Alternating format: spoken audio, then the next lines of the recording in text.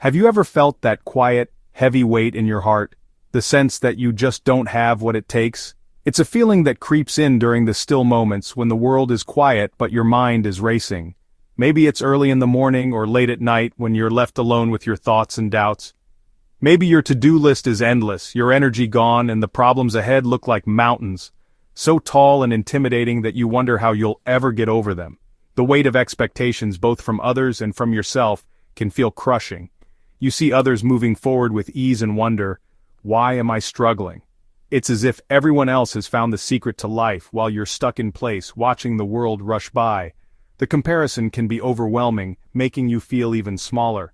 This feeling of inadequacy is deeply human. It's something we all experience, even if we rarely talk about it. Behind every confident face, there's a story of doubt and struggle. We all hit moments when our strength runs out, and pretending otherwise only makes us feel more alone.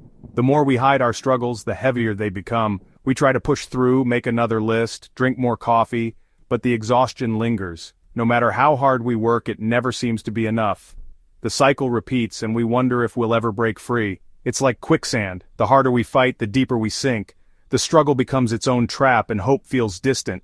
But what if the answer isn't to try harder, but to admit we don't have enough on our own? What if there's a different way? A way that begins with honesty and vulnerability? What if our weakness is actually an invitation to stop striving, to rest, and to look for help beyond ourselves? Maybe it's in these moments of emptiness that we're most open to something new. Imagine your emptiness as the starting point for a new story, where something greater and more loving steps in, where you don't have to carry the weight alone, and where hope can grow in the cracks of your brokenness. Maybe this is where true strength begins, not in having it all together, but in letting go and allowing yourself to be helped, healed, and loved. From childhood, we're told to be strong, to never show weakness. Movies, music, and social media celebrate the self-made, the invincible.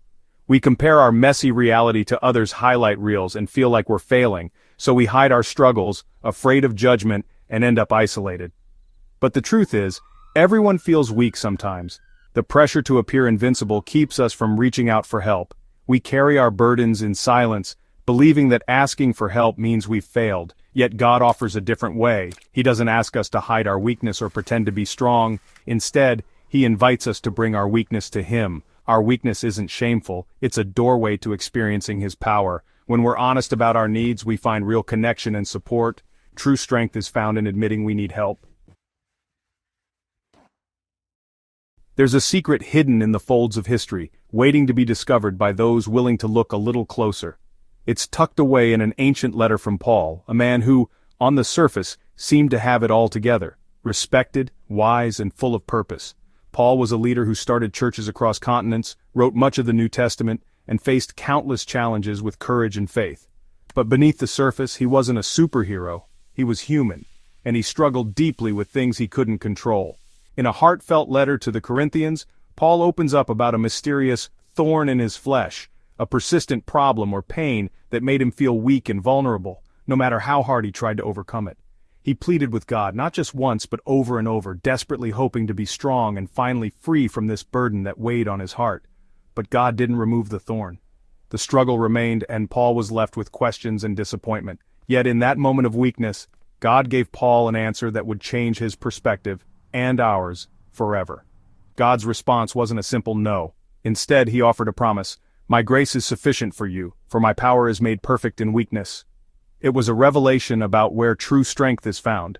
Paul realized that his weakness wasn't a sign of failure, but the very place where God's power could shine brightest, where grace could do what He could not. This secret, hidden in an old letter, can change our lives too, if we're willing to listen and let go of our need to be strong on our own. True strength isn't about our own abilities, achievements, or perfection. It's about surrender, about letting God work through us, even in our weakest moments. When we embrace our weakness, we make room for God's power to move in ways we never imagined. That's the surprising secret from Paul's old letter, a secret that can transform us too. God's answer to Paul was simple.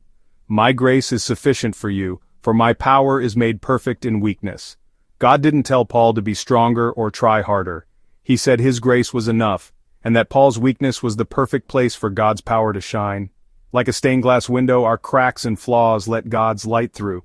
Paul stopped seeing his weakness as a curse and started seeing it as an opportunity. He wrote, "I will boast all the more gladly about my weaknesses, so that Christ's power may rest on me." When we admit our need, we make room for God's strength. True strength isn't self-sufficiency, it's dependence on God. Our weakness becomes the stage for His power. When we stop striving alone, we open the door for something greater. In God's hands, our weakness is transformed. What does it mean for God's power to be made perfect in weakness? It means our greatest need is God's greatest opportunity. When we're empty, He fills us. God's power often shows up quietly, a steady strength, unexpected patience, or peace in chaos. He may not remove our problems, but He always gives us grace to endure. Our weakness keeps us humble and connected to Him. It reminds us we're not in control and invites us to trust. We don't have to hide our struggles, we can bring them to God. Our neediness is a bridge to deeper relationship with Him. God loves to use empty vessels. Our weakness is where His glory shines. Don't be ashamed of your weak places. They're sacred spaces for God to work. In our weakness we find His strength. It's fascinating when science and Scripture agree. There's strength in weakness. Modern psychology now says vulnerability is key to a healthy, fulfilling life. Dr. Brené Brown's research shows that those who live most joyfully are willing to be vulnerable and admit their needs. Vulnerability isn't weakness, it's courage. When we're honest about our struggles, we build real community.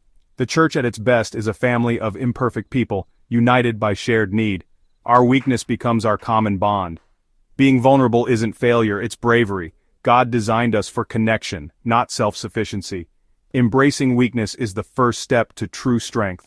Both faith and science point us to the same truth. We're stronger together and with God.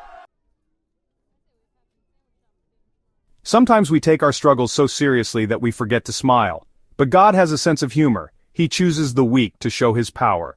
Imagine God picking us, tired and overwhelmed, and saying, "Perfect, now my power will be obvious." It's like winning a race with a donkey. Everyone knows it wasn't the donkey. When we offer God our tiny strength, He responds with limitless power. Our job isn't to be strong, but to trust the one who is. Laughing at our limitations takes the pressure off. God's plan doesn't depend on our perfection, but on His faithfulness. When we're weak, we're in good company. God has always used ordinary people for extraordinary things. Your inadequacy is the perfect setup for God to show off. He gets the glory, you get the help. That's a deal worth smiling about. Let your weakness be your invitation to joy. Knowing that God's power is made perfect in our weakness is a beautiful truth, but what does it actually look like to live this out in our everyday lives, especially when we feel worn out or overwhelmed? The first step is to be honest with yourself and with God. Don't hide your struggles or pretend to be stronger than you feel. Speak openly, "I am weak, I can't do this alone." God isn't surprised by your limitations. He invites you to bring them to Him. This kind of honest surrender is powerful. It's the doorway to experiencing His strength in a real, tangible way. When you let go of self-reliance, you make space for God to work in and through you. Second, be willing to receive help.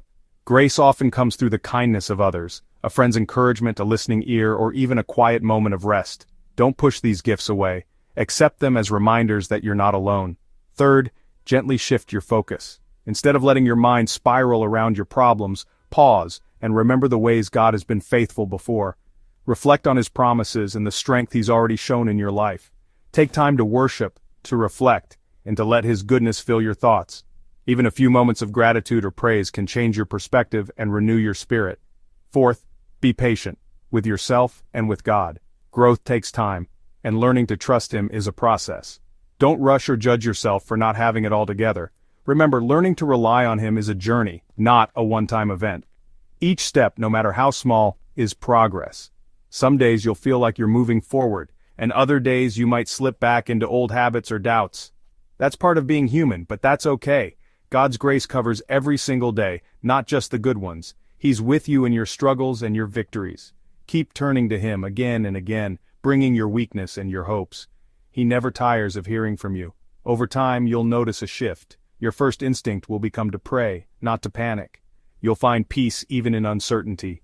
In that sacred space where your weakness meets His power, you'll discover a strength and peace you never imagined possible. So let your tired heart rest in Him, trusting that He is always enough for whatever you face. If you feel weak today, you're not a failure. You're in the perfect place for God's grace. Your emptiness is a vessel waiting to be filled. Your tiredness is the beginning of learning to walk in His strength. Don't be ashamed of your limits. They draw you closer to God. You are enough because He is enough for you. When your strength is gone, His power begins. Your weakness is the ground where His love is sown. In your need, His glory is revealed. Don't fear the stumble or the tear. God is near. He's not waiting for you to get strong. He's waiting to be strong for you. Take a deep breath and rest in the knowledge that you are held by the one who holds the universe. Reflect on where you feel weak and offer it to God. Your greatest weakness could become your greatest testimony to His love and power. Thanks for watching Speak Life Studio. Support this mission at buymecoffee.com. Every gift helps us share more faith-filled messages.